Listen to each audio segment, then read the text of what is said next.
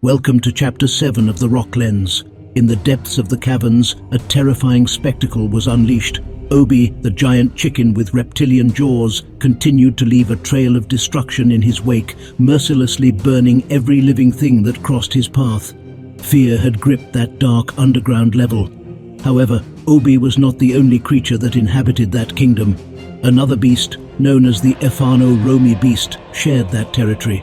It was a crab of monstrous dimensions, covered in cinnamon fur. It had a pair of long antennae that stood up menacingly, but the greatest danger lay in his blood, deadly to any being who dared to face it. The dwarves of the fortress, from the windows of their home, cautiously observed these fearsome creatures. The speculation between them was evident, wondering if both beasts had reached a territory agreement, keeping apart out of a strange respect or out of sheer cowardice. Meanwhile, the community was facing its own problems. His clothes, old and worn, testified to the scarcity of resources in the fortress. The textile industry had not been able to satisfy the demand for enough garments for all the inhabitants. To address this situation, several tailor shops have been built with the aim of dressing citizens with quality garments. Clothes made mainly with the fiber extracted from the pigtails, the plant also used in the manufacture of paper. In addition, master tailors wove fabrics with various wools and spider silks to create high-quality garments. In the midst of these worries, an expected event shakes up the routine of the fortress. A group of goblins formed for a small skirmish. This situation is welcomed with joy, as it gave them the opportunity to test the new defenses without risking too much the security of their home. The goblins bravely dashed down the hall, the first of them being able to easily dodge the spears emerging from the floor. But fortune did not smile on the second goblin. The spears activate again, impaling him on the spot. Meanwhile, at the end of the corridor, a dog that was prowling the corridors of the fortress senses the presence of 5 goblin raiders. Bravely, the hound pursues them, unleashing a frantic chase down the hall. However, the unforgiving iron gate slams shut behind the faithful dog, trapping it and dooming it to its tragic fate. Despite the misfortune of losing a new hound, the dwarves were happy to see how the teeth of the mountain fulfilled their function. The goblins fell one after another into the death trap in the jaws of the mountain, but 3 of them desperately clung to the hope of escape. However, the dwarf in charge of the lever that activated the spears did not operate at a steady rate, keeping the goblins in a state of uncertainty.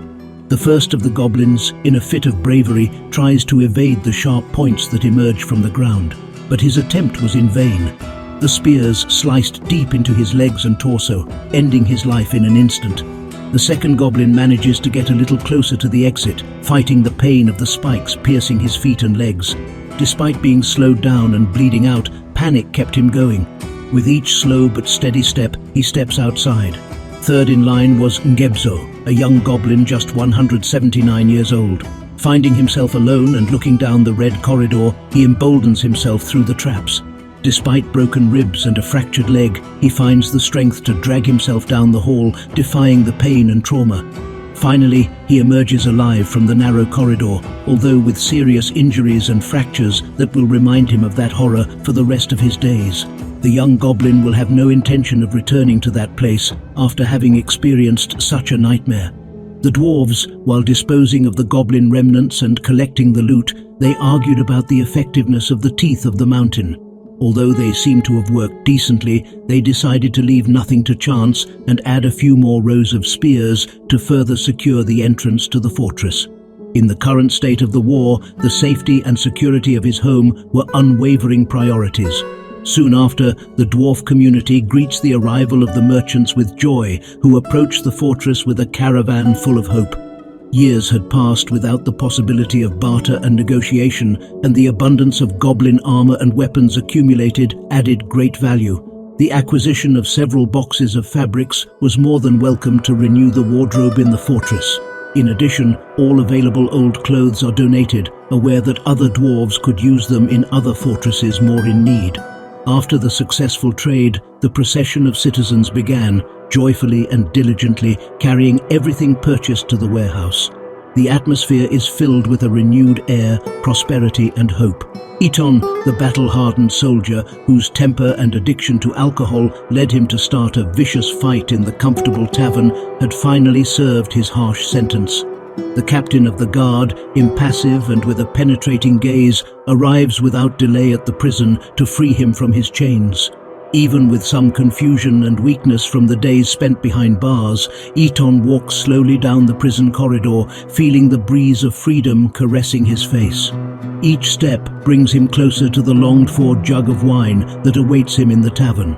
With hope in their hearts, the artisans congregate in front of the mayoress, seeking a haven where they can come together and nurture their collective creativity.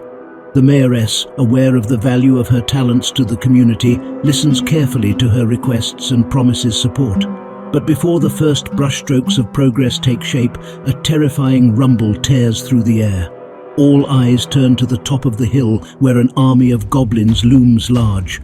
The grotesque and savage-looking creatures, with their twisted bodies and misshapen features, move slowly up the steep hill that leads to the entrance of the mighty fortress.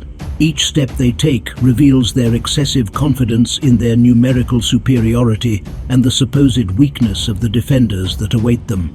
In the entry corridor, new death cogs have recently been installed. Even if they don't work, they are not yet connected to the lower lever. The tension in the air is palpable, as if the very mountain itself is eagerly awaiting the moment to unleash its fury. The goblin procession advances, convinced that they have found an easy route to victory. However, his overconfidence turns out to be his downfall. Suddenly, and in a coordinated fashion, hidden traps are activated and a hail of spears erupts from the ground, piercing and tearing through the unsuspecting invaders. Goblins fall in droves, their bodies mangled and their blood staining the ground a dark, macabre crimson. As a large number of goblins enter the hall, the treacherous floor opens up under their feet. Some of them fall into the void, falling into the collection room below, where they are trapped with no hope of escape. The floor closes in once more, preparing to welcome the next wave of goblin soldiers unaware of their fate. The deadly spears emerge once more, unleashing a merciless slaughter. Enemies are mercilessly impaled and dismembered, while the hallway becomes a blood-stained battlefield littered with mutilated corpses. However, amidst the chaos and death, one last surviving goblin manages to escape from the hallway just before the heavy doors close tightly, sealing the entrance. At that precise moment, the gorge is activated and the powerful stream of water begins to flood the corridor. The impetuous liquid mixes with the blood of the fallen goblins, creating a current bloody body that drags and drowns the unfortunate ones trapped in the collection room. Deadly new traps have proven their worth once more, and the brave defending dwarves can taste sweet victory. The dwarf soldiers, filled with an indescribable sense of triumph, revel in the chilling spectacle of a crimson waterfall flowing through the doorway of the keep's tavern. The intense red color represents his victory, the satisfaction of having avoided a hand-to-hand battle with his enemies. They have used their cunning and ingenuity to repel the invading goblins, once again demonstrating dwarven greatness. Following the glorious victory, the soldiers, filled with a deep sense of confidence, set out from the mighty tower. The citizens, filled with gratitude and admiration for their bravery, followed to see them off with fervent dwarven chants. The chants resounded like a powerful and emotional echo, permeating every corner of the place with a feeling of triumph. The voices of the citizens rose in a harmonious chorus, intertwining with the wind and creating a melody that carried with it the indomitable spirit of a united people. They go to Indigo Torments, an enemy stronghold with a considerable number of goblins, and the battle will not be easy, since this time the mayor and the internal guard will remain in the fortress. As the fortress eagerly awaits the soldiers, the Craftsman's Guild Hall has been completed. Just below the kilns, in a cavern stone column, a room with windows, a few tables and chairs, and a pedestal holding one of the craftsman's greatest creations, the Rush Rulikal artifact, has been built. A satin spar amulet decorated with dog bone and cave spider silk and is surrounded by bands of orange wood. This item threatens with leather and iron spikes. On the object is an image of a lizard devil in plaster.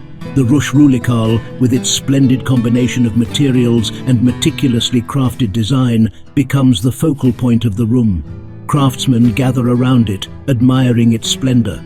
The dwarf army returns triumphant from the arduous and devastating offensive attack against the goblin forces. However, victory comes at a high cost, as 4 brave soldiers lose their lives in combat.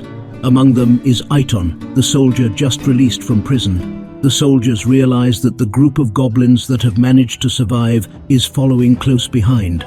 The enemy army sends out a small skirmish to probe the ground, while the bulk of their forces wait in the woods on top of a hill.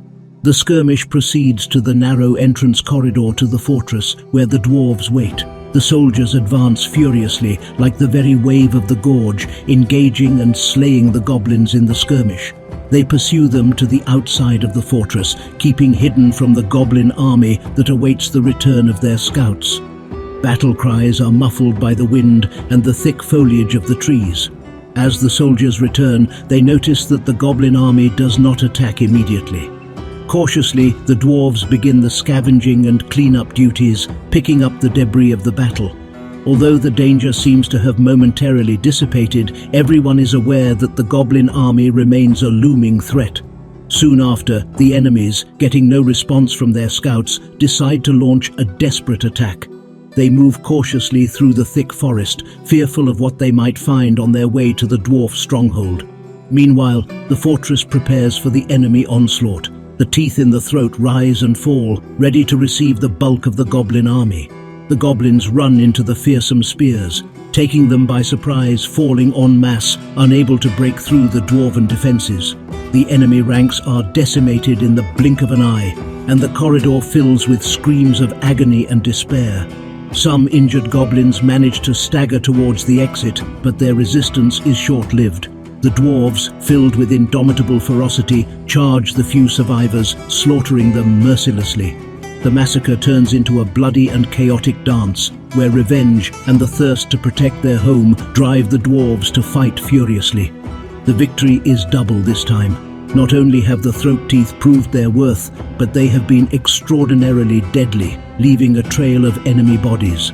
And most importantly, none of the loyal dogs have been harmed in the fray, providing an even greater sense of relief and triumph. The fortress resounded with the chants and cheers of the dwarves, who celebrated their bravery and success in protecting their home while picking up the pieces of the bloody battle. However, a deep and ominous sound could be heard resounding in the caverns, like a distant echo that aroused fear in the hearts of those present. The forgotten beast, Nutsox Zospuspen, emerged from the shadows. A giant pseudopod, forgotten by time, with skinny wings and a haggard appearance that bespoke its constant struggle to survive in a world that had left it behind. His eyes glowed scarlet, emanating an ancient malevolence capable of chilling the blood in the veins of anyone who dared look into them. With his towering wings, Nutsox heads straight for the fortress pit. He seemed to have found a purpose, a dark determination that drives him to enter the house of the dwarves. However, Obi stood in his way. Despite his smaller size, he bravely crossed Nutsox's path, sparking a bitter confrontation in the depths of the caverns. However, the location of the engagement favored Nutsox, as the water from the underground lake quickly put out Obi's fire.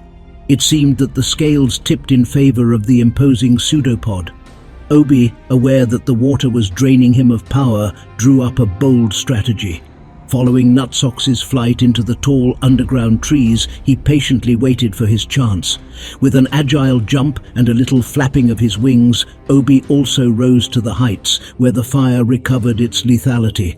The battle came to a head as Obi and Nutsox faced off in the canopy of the underground trees. Flames roared and the water churned with each thrust and counterattack. The din of the roars echoed in the ears of the dwarves, who held their breath as they watched the titanic struggle from the tavern windows. Finally, in a moment of opportunity, Obi managed to bite into Nutsox's neck, severing the colossal flying creature's vital nerves. With a deafening howl, Nutsox plummeted into the water of the underground lake, sending up a huge spray of water and foam on impact. One of the witnesses, pale, with a heart full of conflicting emotions, observes the inert body of Nutsox floating in the underground lake. A sigh of relief escapes her lips as a smile spreads across her face. Aware of the threat they had witnessed, and for not leaving safety in Obi's hands, the dwarves understood the importance of safeguarding their home and made the decision to start work to change the site of the well. In the mausoleums, next to the rooms, stood a majestic temple dedicated to the god of war, Geb. Its imposing stone walls stood as silent witnesses to the tragedies that had occurred. At the heart of the temple stood 4 towering statues, each representing one of the dwarves fallen during the latest offensive, their faces carved with expressions of honor and greatness.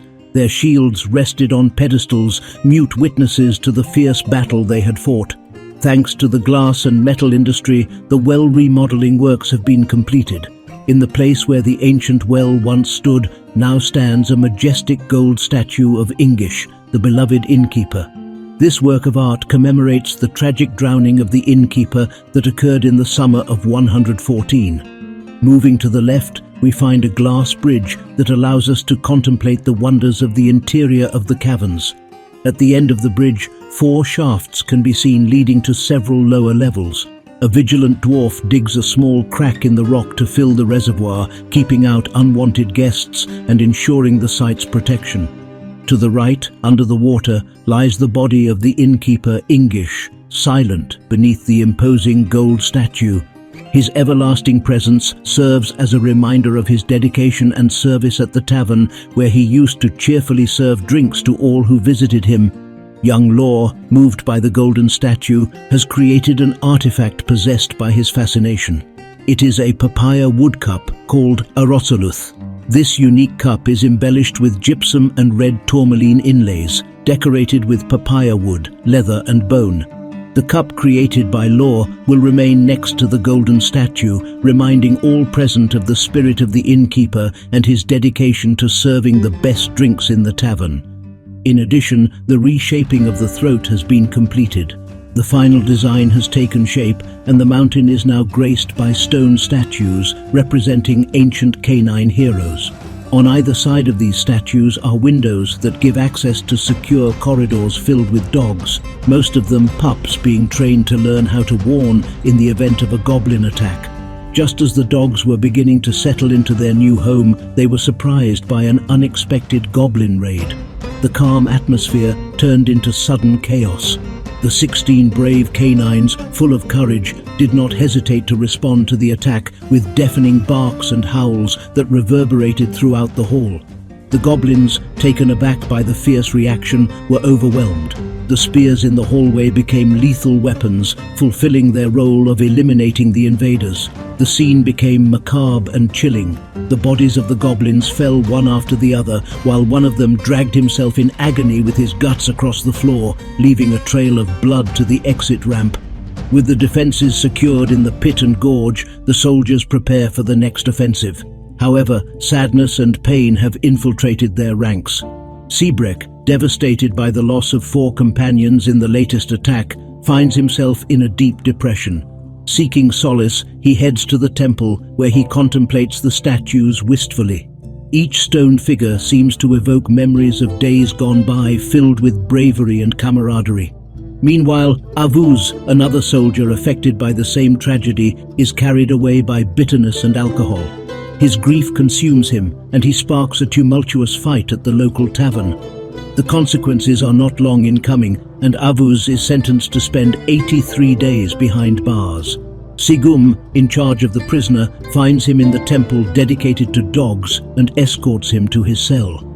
The losses suffered and Sebrek's fragile emotional situation were overwhelming, especially with the imprisoned soldier Avuz. It was evident that the offensive could not be continued at that precise moment. The mayoress was looking at the map of the region, which lay majestically on the table next to the diagrams of military strategy. He desperately needed the soldiers back from Glovetmute's hold. A few days ago, he had sent a messenger with a mission to bring back the brave fighters of the Rock Host. As the soldiers moved down the hall with the loyal dogs guarding them, they entered a home they had not set foot in for years. The changes they found around them were evident and significant, leaving in them a sense of nostalgia and wonder. Despite the difficulties and losses suffered, those 10 brave soldiers of the Rock Host, veterans in their trade, kept hoping to make a difference and compensate the casualties. Upon entering the fortress, their gazes met the reassuring sight of the majestic waterfall that graced the tavern. It was a reminder of the beauty and calm they could still find in difficult times. Thanks for watching the chapter. See you in the next one. Bye.